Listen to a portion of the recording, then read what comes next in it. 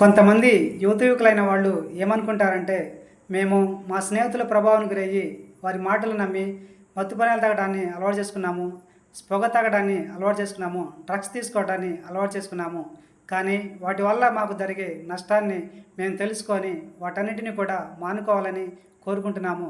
కానీ మేము మానుకోవాలని కోరుకున్నప్పుడు కూడా మా శరీరము వాటికి బానిసైపోయింది. వాటిని తాగాలని బలంగా కోరుకుంటుంది, బలంగా ఫీల్ అవుతుంది. అందుకే మేము వాటిని మానుకోలేక తాగుతున్నాము అని అనుకుంటూ ఉంటారు. అలాంటి యువకులతో ఇప్పుడు నేను మాట్లాడుతున్నాను.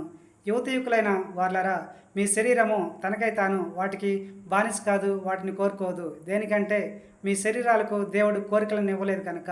మరి మీ శరీరంలో మీరు గుర్తిస్తున్న ఆ బానిసయ్యే కోరికలు, ఫీలింగ్స్ అన్నీ కూడా ఎవరివి అంటే, మీ శరీరాల మీద అధికారాన్ని కలిగి ఉండ సాతానువి. ఆ సాతాను పంపే వాటినే మీరు మీ శరీరంలో గుర్తిస్తున్నారు.